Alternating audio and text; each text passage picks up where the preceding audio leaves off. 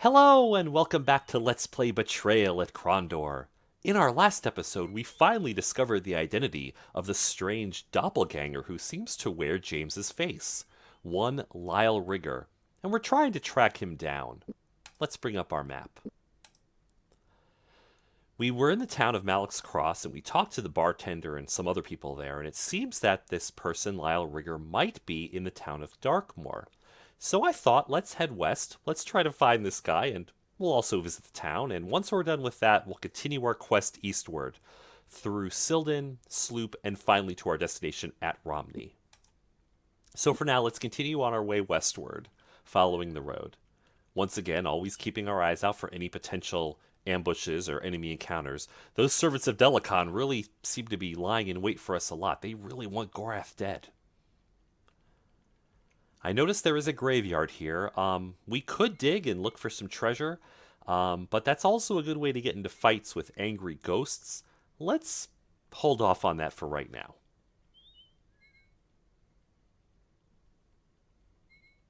Alright, we're continuing westward. We're keeping our eyes open. I see there's a little path leading off up ahead. Ah, one of our ambush notifications. Gorath is going to remark on the surroundings. We've read this before on previous episodes. This means that there is an ambush lying right ahead, and our scouting ability noticed it. Now, once again, we could probably go around that. We could maybe go up here, up around the mountain, and avoid this attack, but let's get into it. Let's have that fight. Let's increase our skills. Hopefully it's not too difficult. Oh my goodness. 5 Nighthawks. That could have been a terrible mistake. Alright, first things first, we need to protect Owen as always. So this Nighthawk who's attacking Owen, James is going to go after him. Gorath is going to do the same thing. Owen's going to flee over to this side of the board, and Gorath is going to attack that same Nighthawk. Unfortunately, we missed, but luckily that Nighthawk was not able to attack this turn. Once again, Owen is going to try to get as far away as possible. And Gorath is unfortunately too far away to hit this enemy. He'll go after one of the other Nighthawks near James.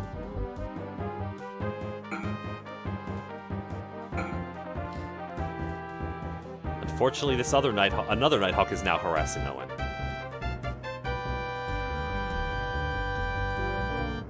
These enemies are no fools.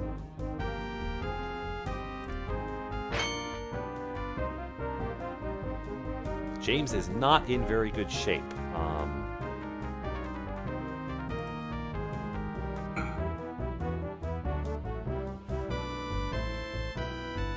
Okay, but Owen is fortunately far enough away that he can cast this turn. He's going to go ahead and cast Skin of the Dragon on James and protect him from any further harm. Just in time. And now it's up to Gorath to try to help Owen get free. That Nighthawk is down, and James is going to rest to get back some of his hit points. Owen can cast again. And this time we'll cast on Gorath. Now our party is more or less invulnerable. I'm going to heal up, keep healing James for the time being so that James can get enough of his stats back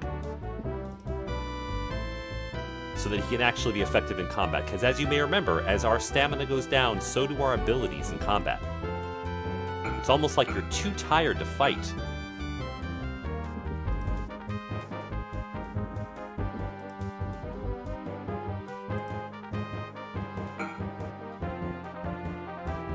This gives us a bit of a respite while we wait for, while we try to get James back to a better condition. Gorath is having a really hard time hitting this enemy. Owen is back above 0 stamina. James is almost there. Let's try attacking this guy instead. Ah, he missed.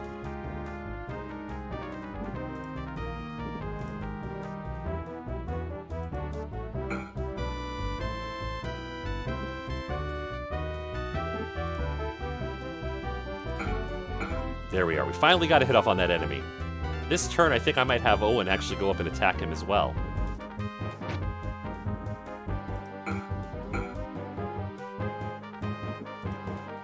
James is up to 61 health.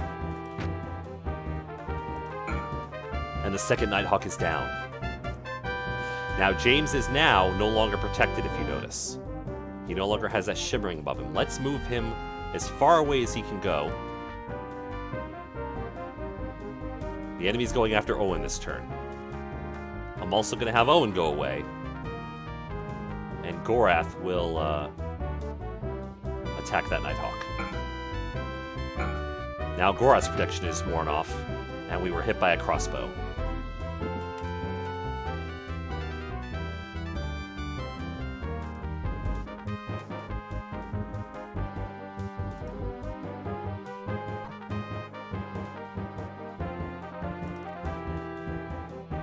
Alright, Owen's going to go ahead, even though... Oh, I didn't mean to rest this turn.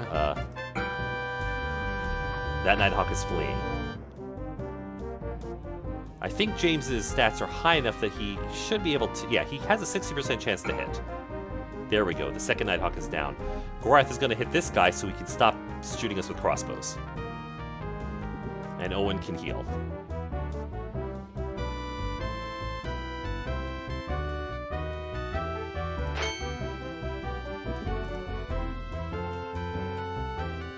He's a little too far away for Gorath to reach, so let's use our crossbows.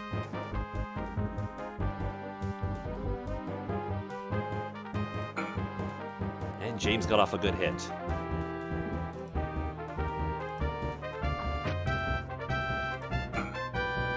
And that Nighthawk is down. That was a tough battle, but we were able to pull it off. And our abilities have increased. Let's take a look. James's defense went up. Owen's accuracy in casting went up. That's great. And Gorath's, both his accuracy, melee, and his defense increased. So it was a tough battle, but worth getting into.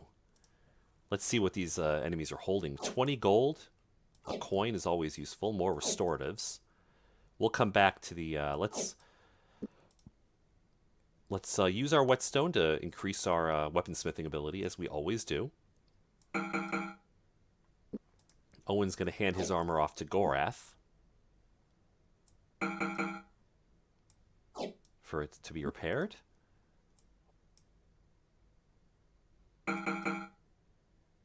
James is really going to have to keep an eye on that armor. If we can find a shop that specializes in armor repair, we can get that repaired all the way up to 100. And we'll repair this armor as well.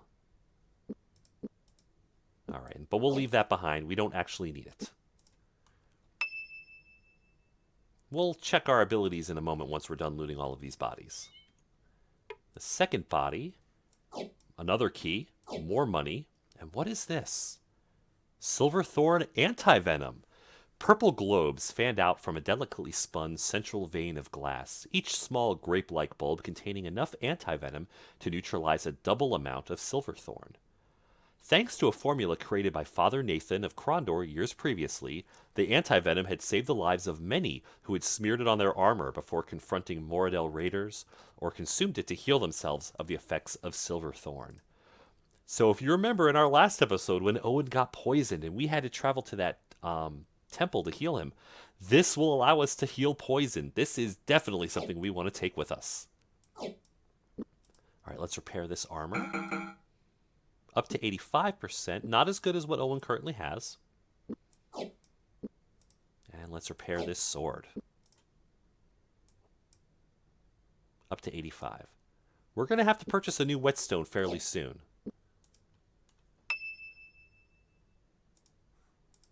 How about this body?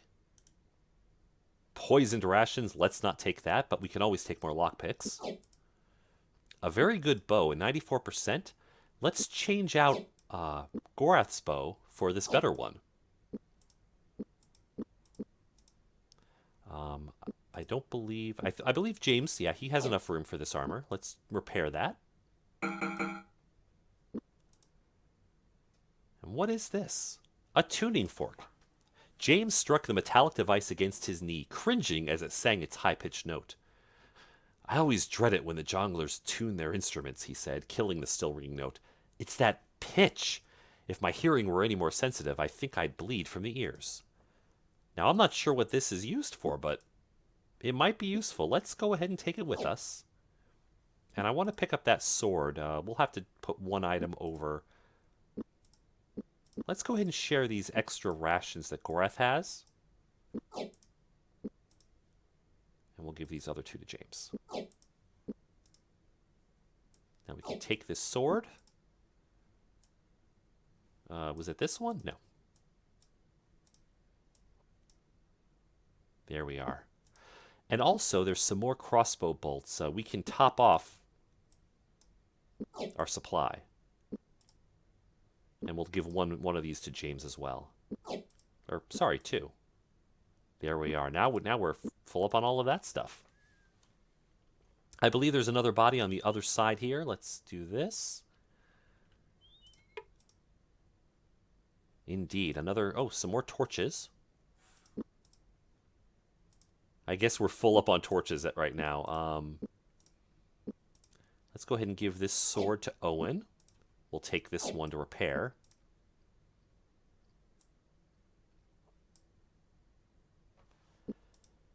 And we don't have enough room for any pieces of armor. So let's go ahead and drop off this sword. 1, 2, 3, 4 spaces. That's enough. That's enough room for armor. So let's take the armor, repair that. Oh, it looks like there is no longer an armorer's hammer here. Gorath must have used up the last use of his armorer's hammer. Well, that's fine. That's okay. 6 uses, 3 uses. I didn't mean to do that. And a 4-use one.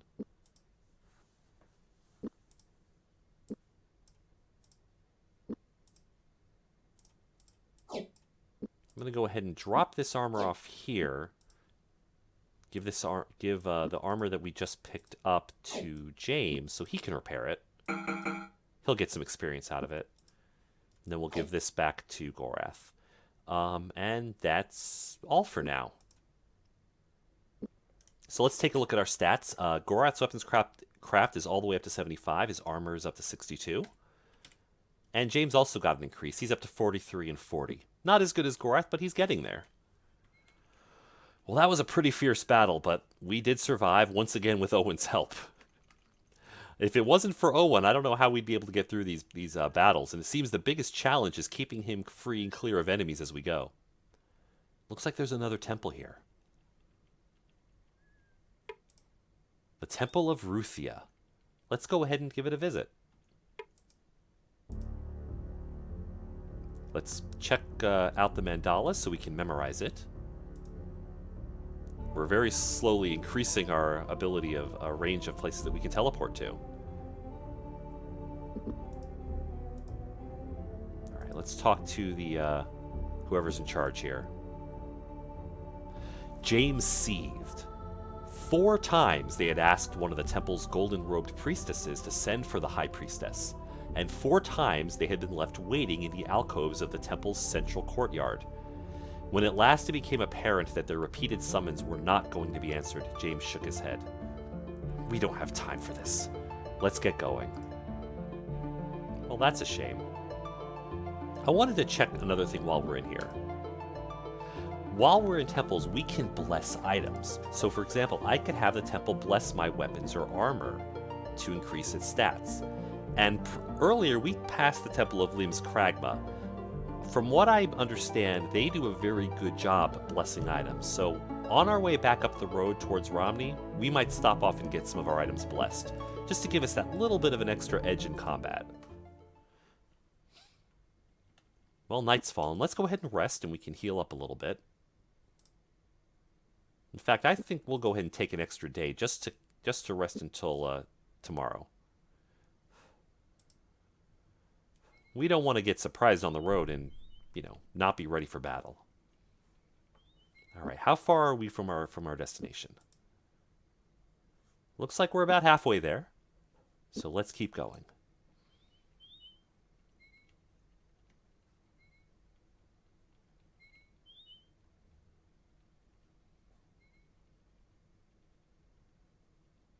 I do see a town up ahead.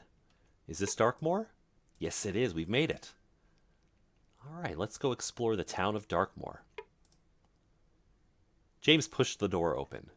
The place is abandoned, Gorath said, looking around the room. Maybe the occupants left something behind we can use. Let's have a look. Well, another key. We'll always be happy to accept those.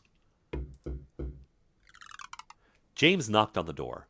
After a few moments, a doe-faced woman answered, keeping one arm braced behind the door in case her visitors were less than congenial.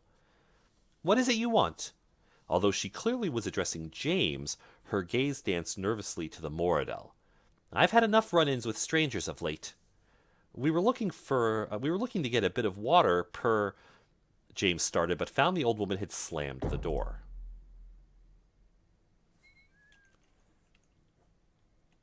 Yeah, things, I guess, aren't going too well.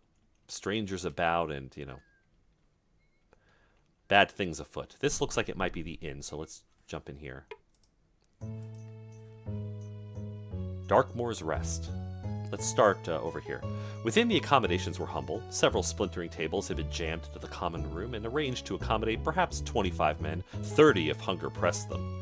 Greasy stains covered benches and walls, evidence of wild days past. I believe we've already had this conversation. Let's talk to the barmaid. We're in good shape as far as rations go, so we don't need to buy any right now. The same conversation again. There's the innkeeper if we'd like to stay the night, but we don't need to. And once again, the same conversation we've had in many other taverns. So nothing particularly interesting in this tavern. No one plot related that we need to speak to. Let's go ahead and try our luck barding. Ah, we did all right. 26 sovereigns and 2 royals.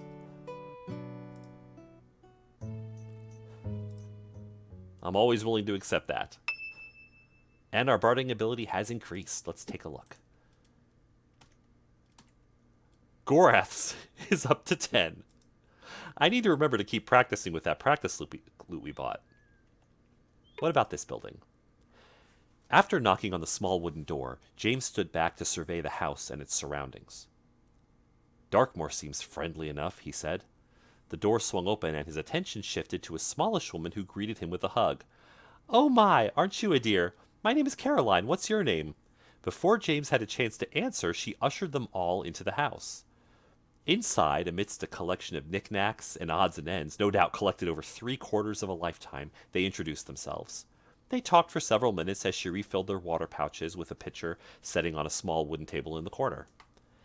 Have you seen the crazy old hen that lives down the road? She queried breathlessly. Only comes out at night. My sister Elizabeth thinks she's a witch or something. I just think she's crazy. Can't really blame her. Husband and son were both killed by evil spirits. That's what they say. Their pouches full, they managed to work their way to the door. The woman was still talking as she closed the door behind them. I guess this woman might be the town gossip. Another abandoned house. A shovel and some lockpicks. Let's see how we look in terms of shovels. Our shovel has 12 uses left on it. And this has 9. Let's go ahead and not bother with that. I don't think we have room to take that. Yeah, we don't. I do see, though, up ahead a shop, so we might be able to sell off some of our items and free up some inventory space. Drawing some water from the small well, they drank greedily.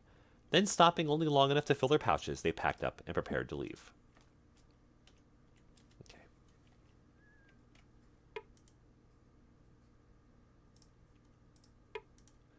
James studied the well. He had hoped perhaps the well would have a sign attached to it with some notation of whether its water was good or bad, but no such information seemed to be in evidence anywhere he looked. Okay, let's look at the shop here. Ah, good. Let's see if there's a repair function. Sometimes they do have one. Not here, though. Oh, I didn't mean to exit. I meant to click on the actual shop. Alright, let's see if they're willing to purchase our weapons and armor. Unfortunately not.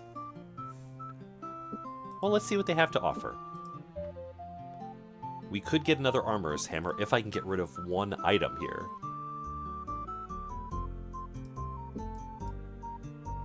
He'll purchase that bowstring, so we'll go ahead and sell that.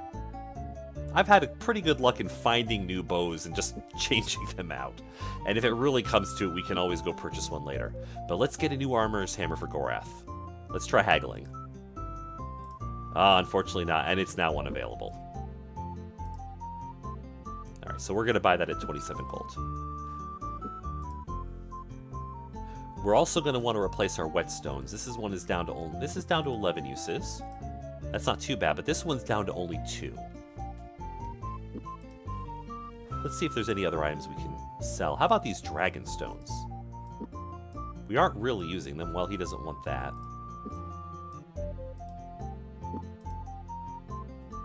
How about some of this rope? Excellent. That gives us a little bit more room. And so Gorath will hand off these extra crossbows. How about this ring? And we'll buy him a new whetstone. It's only 2 gold. We're not even going to bother haggling. There's also some books, though. Let's take a look at these. The Accounts of Shamada Garrison. Chapel's, I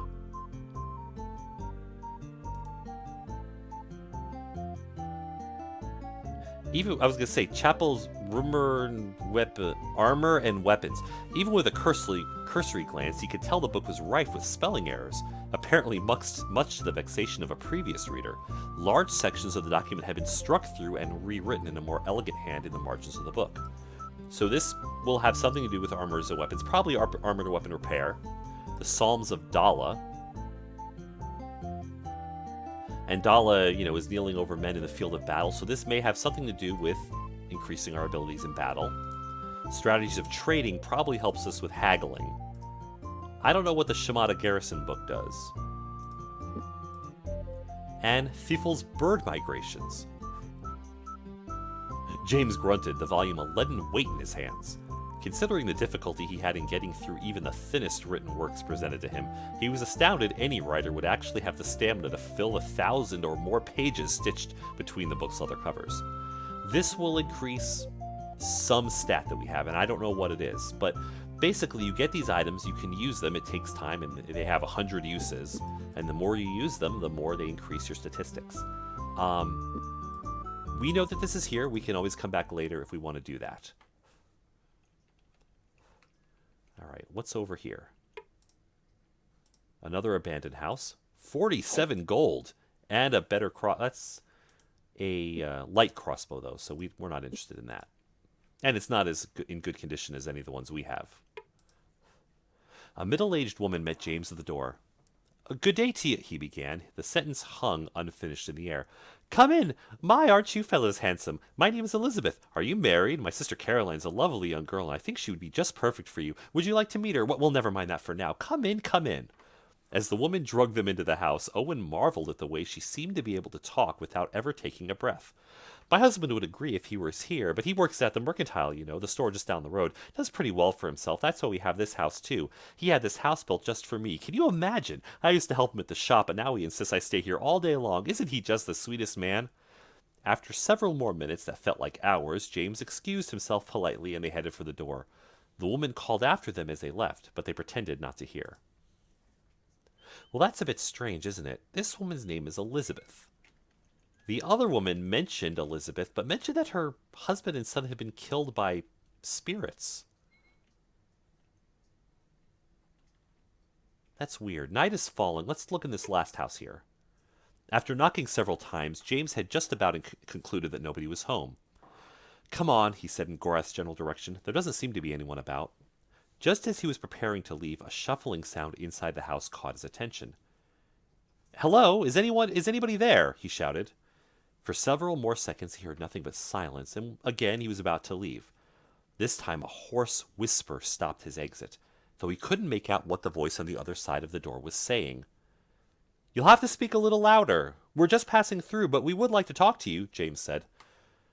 "Come back when the sun is no longer in the sky," croaked the voice, "and I will tell you about the Rosalski."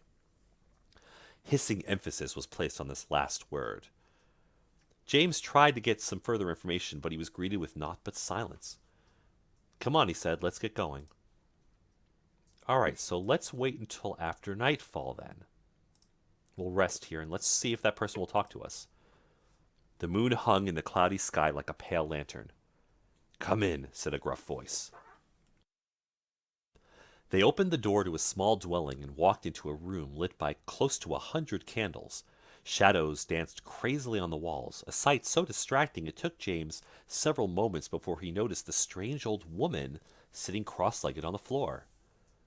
No words were exchanged, but they walked across the room and sat on the floor in front of her. "I shall speak of the Rusalki." As the woman spoke, she began to rock gently back and forth, her gravelly voice taking on a song-like quality. "Innocence lost, lost, spring blossoms robbed of carnal bliss, the goddess of death, their first kiss, their first kiss." Candlelight flashed in the wetness of her eyes as she continued. "They will shrink away from her touch. They hate her so, hate her so. Find the magic touch, or you too may feel her icy kiss." The woman's head dropped to her lap, and James got up to leave. He started to speak, but thought better of it. They left the house as quietly as possible. So Rusalki are ghosts, the spirits of young women who, if I remember correctly, were drowned. They're very hazardous. You don't want to run into those. Apparently there is, I think she's telling us to beware of them, but that there might be some way to deal with them. Unfortunately, she's speaking only in riddles. I noticed that there's a barn over here, so let's go take a look at that. The barn door was closed tight. "You in there," called James. "We wish to speak with you. Ivan Scald sent us." If you remember, we spoke to Ivan in our last episode, and he said that we might be able to use his name to get the attention of Lysle Rigger. There were rumblings from inside the barn, and after a few moments, the door began to swing slowly open. We could be twins, yes, so it seems. Seeing you, a great number of things suddenly seem crystal clear to me. What is your association with the Mockers in Krondor?" "What do you mean? I don't—" "Stop the idiot act, Lysle. I know you have something to do with the Mockers in Krondor. A few months ago, I was abducted by a band of cutthroats dressed as Nighthawks while I was investigating a rumor in the sewers. At the time, I thought they'd abducted me because I was close to a Ruthia, but that wasn't the case at all, was it?" "That must mean things have gotten even worse than the Upright Man imagined. When he sent word for me in Kesh—" "Excuse me, did you say Kesh, as in the great empire of?" "You of all people should know that the Upright Man has contacts everywhere, including under the Empress's nose. He couldn't very well operate the single most powerful guild in Midkemia without them. But as I was saying, he sent for me in Kesh and asked for me to take a boat into Silden and check on a group of thieves who operated there. I can't really say more, but I confirmed the Upright Man's suspicions. If you should get to Krondor before I do, tell one of the thieves, a boy named Lim, that I think the Upright Man's right, though I am quite positive now that the crawler is not Jocko Radburn. He should give you a reward for the information. If there's something in the offing that threatens the prince, don't worry your head. The Nighthawks in Krondor were likely sent to into Krondor to kill the Upright Man after I fumbled up matters investigating in Silden, not to go after Ruthia. This crawler fellow that's running the new Thieves Guild is determined to expand his empire, but he's been busy infiltrating other guilds. He's the Shadow Prince behind half a dozen, most notably the new guild of the Romney. He's also training his men in magic. A whole band of thieves trained as magicians? I don't like the sound of it at all. Neither do I, though for much different reasons. I'm still working on finding out who's training them. Last trail I followed, I heard word that someone in Lytton wished to buy glory hands. Magic artifacts I'd heard something about. I found this skeletal hand near Sethanon, and I sold it to a fellow in Lytton named Glover. I figured if they were magicians, they'd spot the substitution and perhaps I'd have a lead. But they bought it from you and killed your lead. How did you find the skeletal hand? You'll probably find this a bit distasteful, but I was going to dig up somebody from the Sethanon graveyard and just borrow a hand. Since that part of the world has been deserted for quite some time, I thought it would be my best bet to find what I needed without getting caught. Fortunately, some old ghoul saved me the trouble. I have no idea what this fellow was up to with the corpse, but he was dragging it through this field like he was headed to the graveyard. At one point, he apparently got tired or thirsty and left the body for a bit, and I went over to liberate the dead man of his hand, but before I could finish, the old man came back. Since I nearly had the hand off, I came back the next day to see if it had wiggled loose in the transport. And so you found it and sold it to Glover and Lytton. Just so, but my troubles didn't end there. There were a few men in Lytton who recognized me, apparently men working for the Crawler. Seems that he's issued a death token on my head after I was spotted in Sildon. So since then I've been lying low. Understandable. Someday if we should meet again, I'd like to talk to you some more. Find out more about where you come from. You mean find out if we're brothers? It's not likely. I was born in Tulan and only came to Krondor about 3 years ago when the Upright Man sent for me. I was never sure why he sent for me, but apparently he had heard of me. But he is odd that way. I doubt I'll ever understand the way his mind works. That makes two of us. Thank you for this talk at least, Lysle. You've been quite a help to us, and it's been interesting seeing how others see me. I hope we can meet again. Well, that was interesting. So basically, the Crawler, the Upright Man, I should say, is the head of the Thieves Guild in Krondor. He runs the Mockers, the people who live in the sewers and run criminal enterprises in the city. But he keeps things fairly under control. He runs a tight ship. James used to work for him before he met Prince Arutha and enlisted in Arutha's employ as a squire. It looks like Lysle is also working for the Upright Man, trying to find out more about the Crawler, a rival Thieves Guild, the head of a rival Thieves Guild who seems to have his fingers in quite a few pies. We finally got some more answers, though, about what happened with Nia's father's corpse, how Lysle got the hand, what eventually happened with all of that. Well, it's good to finally have some answers to some of the mysteries that have been going on, and it looks like James's double isn't anything nefarious. It's not someone who's trying to, infiltrate Krondor or cause any problems. It's just someone who coincidentally looks like James and has been involved in politics around here. All right, well, with all that being done, let's start heading back east. We're here at Darkmoor. Let's head back up the road to Lytton and then begin our trip eastward towards Romney. Oh, before I do that, I want to go back into town for a moment. So we talked to Elizabeth. She mentioned having a husband. Whereas this other woman mentioned that Elizabeth doesn't have a husband. Oh, we don't want to go back because that woman was so talkative. Or was it this house? No. I guess that's going to be one of those mysteries that we're just never going to get the answer to. Perhaps that'll come in, something that'll come into play in a later chapter of the game.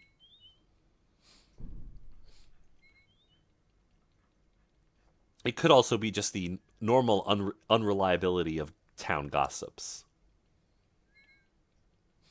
All right, well, heading back west, east, we shouldn't run into any enemies. We've already killed the enemies along the way. So we should be able to make our way pretty easily back to the town of Malak's Cross. Let's go ahead and rest for the night so we can see where we're going. I'd like to stop in Malak's Cross for just a moment to sell off the items that we have in our inventory.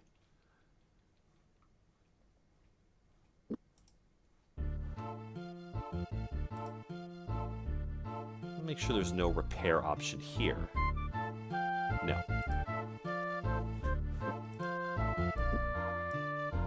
Alright, we can get some good gold for that.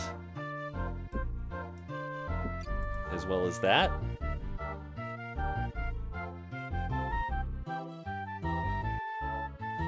How about this sword here?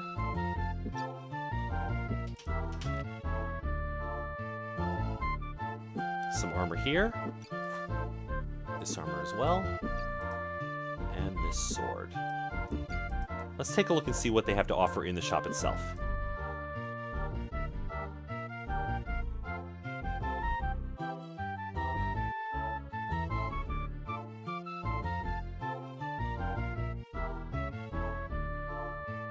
Unfortunately, I noticed when we right-click on our weapons here that are in our inventory, we get more info. It allows us to view its statistics. In the shop, unfortunately, it doesn't give us that option. We can't investigate the weapons and armor, so we kind of just have to, I guess, trust for the best. I was looking at this Keshian tip here. That, I'm sure, is probably a very useful weapon. Probably better than the Mortal Lamprey that only costs 65 gold. I was thinking about getting a better weapon for Gorath, because James, in our last episode, a couple episodes back, we got this Gallant Griefmaker, which is great. I'm going to go ahead and do it, but let's see who has the highest haggling ability. James has 44, Owen is 43, and Gorath only has 9. So let's have James purchase it. See if we can get any better deal out of it. What? Haggle on a quality piece like that? The shopkeeper frowned skeptically. You're insulting my intelligence. Lucky for you, I'm in an amiable mood. Done. Oh, that reduced it quite a bit. Down to 380. We'll go ahead and give this to Gorath, and now let's investigate it. So, his Mortal Lamprey has a racial mod for elves, but its base stats are 3 and 5. 3 damage and 5 accuracy. Oops, sorry. This one has 20 and 10. Now, there's no racial modifier, but I'm pretty sure that's going to more than compensate for any Mortal Lamprey, any advantage that he gets for being an elf. Let's use this. Let's go ahead and sell off his other sword. That might help us do quite a bit more damage in combat. I believe this one also is human. Oh no, I just realized this one has an elf modifier. Well, that makes things a lot easier. Let's give the Gallant Griefmaker... Oh, when I handed it off, apparently they switched places. They traded them off. We'll give this one to James, and this one to Gorath. That way they both have much more powerful weapons that both have racial modifiers for their respective races. Perfect! That worked out a lot better than I expected it to. How about this crossbow? More powerful than even the common Midkemian foot soldier's crossbow, they were rare treasures hoarded by weapons collectors. It's a light crossbow, so I'm not sure if it's going to be worth getting. I'm going to hold off for now, but I would like to get Gorath a better crossbow at some point. We're not using it that often is the whole thing. We're not using crossbows that often. We could also get some slightly better armor, which I was thinking about getting for Owen.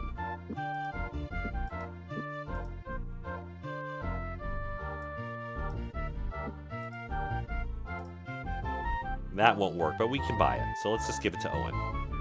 Well, let's wait. Let's haggle for him. Nope, now it's unavailable. Alright, we'll just go ahead and purchase it.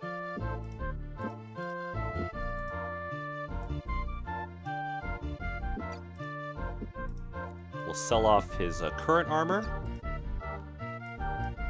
There we are.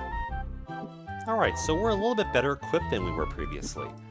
That should come in a lot more handy when we're in combat. You know, if we're running into Nighthawks, this might give us a better chance to survive those assaults. Alright, let's continue east.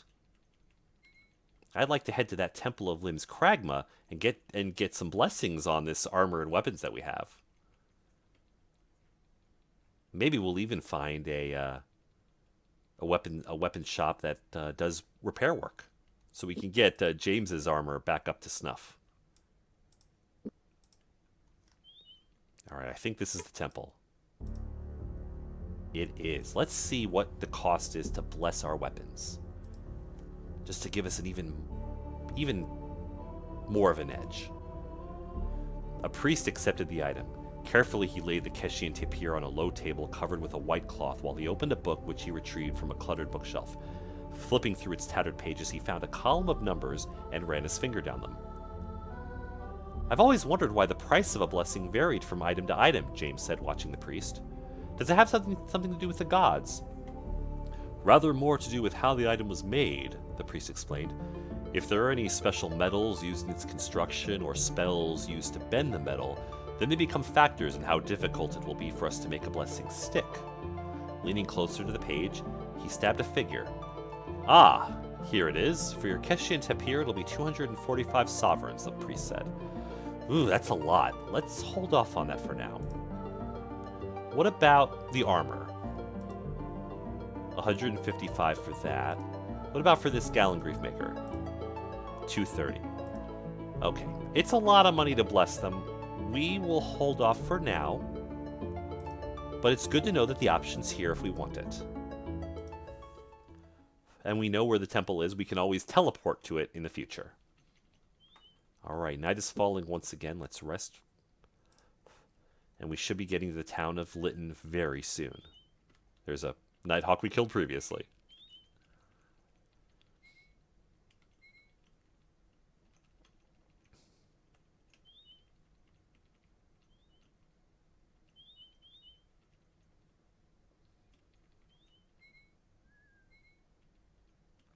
Here's the gentleman who has the well that we can drink from for 25 gold. I believe that increases our hit points if we drink from that. It restores us to maximum hit points.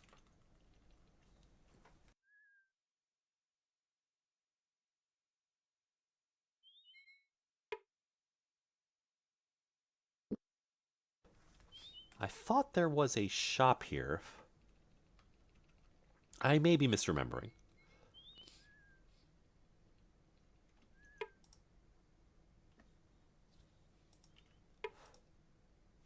They were greeted warmly.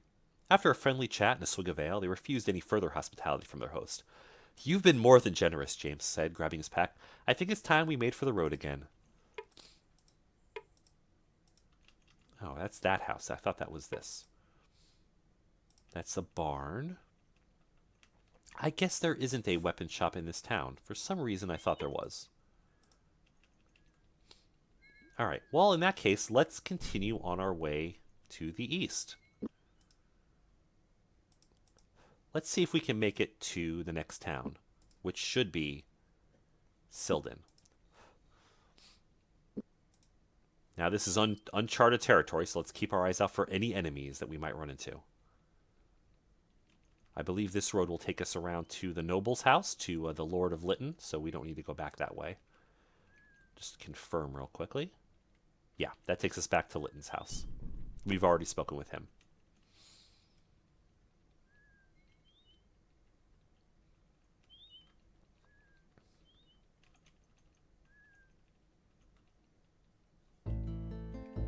They were not alone.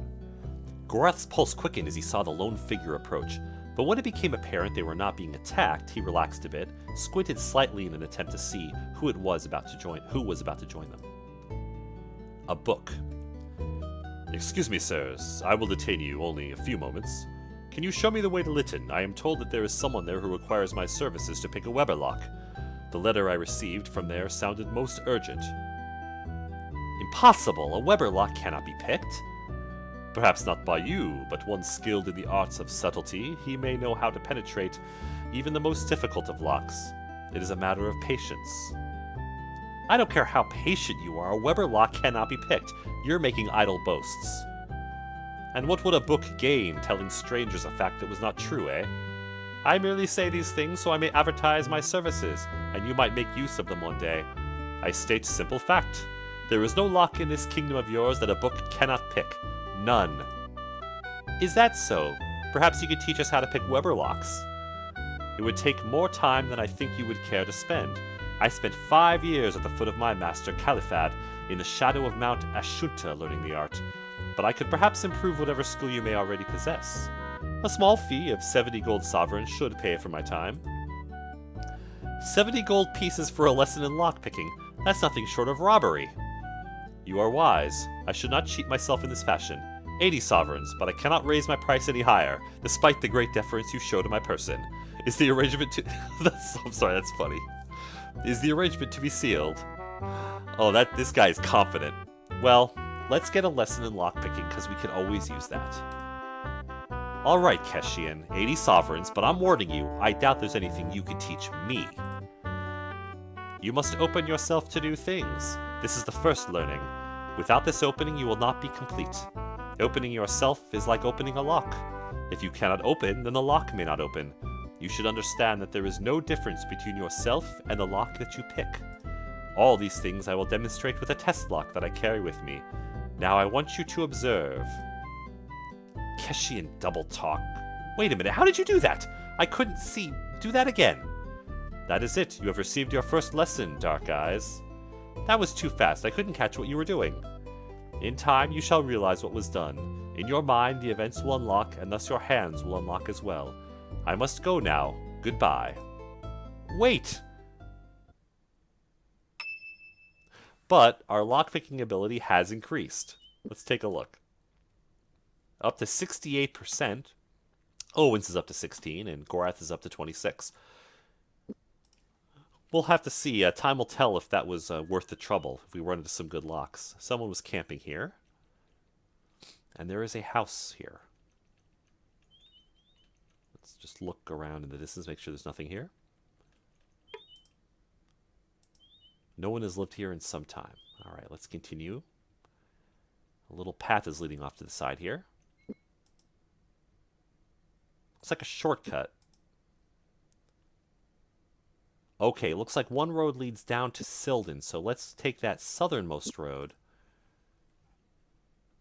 which will lead us to the town.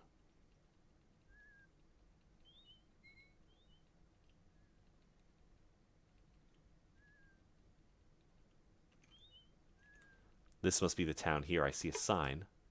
No, that's the North Trail.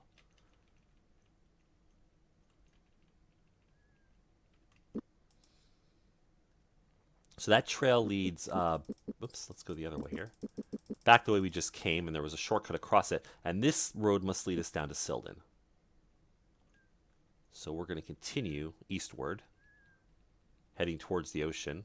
Oh, I see someone ahead of us. Let's go ahead and rest for the night, and then we'll approach whoever that is. Let's try to get the jump on these enemies. The men charged them. Withdrawing strange packs from their tunics, they pelted Gorath and Owen with globs of material that smelled terribly. Confused at first, Gorath examined the material, then realized what was happening. "It's a Quagian battle tactic," James shouted. "They're throwing disease-infected mulch. We've got to take them down." Alright, 3 enemies. James is going to rush in and try to hit this one first. Alright, Owen, do your usual trick. Let's cast Skin of the Dragon on James. Alright, Gorath's going to begin with this enemy here.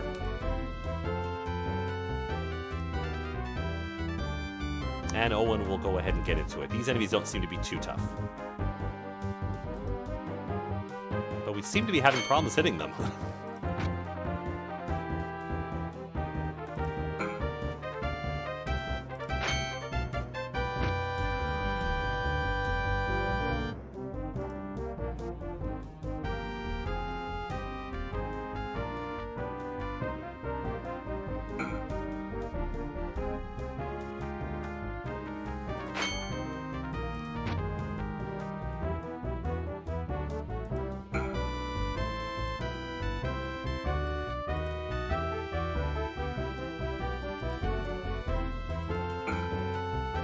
I think that's the first time James got a hit off in this entire combat.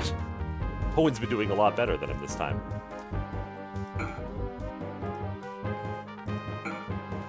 But between the 3 of us, that final enemy fell quickly. I want to make sure we didn't get poisoned from that. Oh, we did. No one wished to speak about it. Seeing the glazed looks in each other's eyes and sickly pallor each had begun to exhibit, it was more than obvious they had fallen prey to a virulent plague. Silently, James hoped they would reach a temple soon before they all died of it. Plagued? They're all plagued at 75%. Well, let's quickly search these bodies. Let's first actually repair our own armor and weapons. I don't think James got hit at all, so he unfortunately is not going to be able to repair his armor anymore. And Owen's armor didn't get hit either. We'll take this whetstone. Let's take the sword.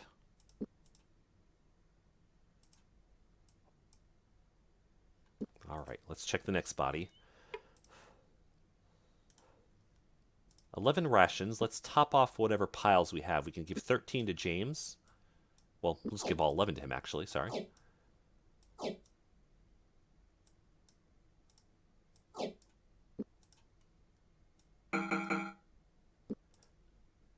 James can go ahead and repair that sword, and we'll hand some things off to Owen here to hold for now.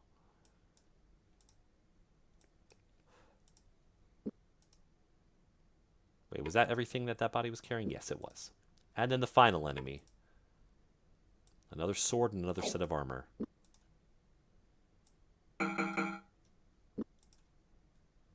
We do have enough room for one more sword if we hand one item off to somebody. Let's, we'll give that to James. That way Gorath can take the last sword, and hopefully the town has a place we can sell this stuff off. I did notice a box. Oops, let's get to where we can actually see the box. It's a note. We can't carry that note, unfortunately. Let's give some of these rations to James, and the rest to Gorath. And Owen will take the note. What does it say? Crawler. The seals are perfect. We should have no trouble getting into Romney with these. Too much activity to store them here, though. Moved the whole lot to a barn outside Lytton. Paid a gold-grubbing farmer to watch over them. Delton. Ah, the plot comes together. Remember those those forged seals we found in that barn? There again, the Crawler's got his fingers in a lot of different pies. Some guild seals that he's going to be moving into Romney, and they were being held by that farmer, the one who stole the body in the first place. Everything ties together here. Let's get into the town, and hopefully we can find a place to heal there. A scarecrow. We'll go into the town of Silden. Soaked for ages in the rank perfume of fish scales and sea salt, the wharves of Silden seemed more likely a home for a race of fishmen than the leather-skinned sailors who trod its wooden planked docks. Traditionally the home of the less reputable, it was known for its shady transactions with the slavers of Greater Kesh. Well, this seems like a seedy place. Maybe a place that we can find some healing? Maybe not. We might have to find a temple for that. But either way, this will be a place well worth exploring, and that's what we'll be doing in our next episode. In our next episode, we're exploring the seedy town of Silden. I'll see you then.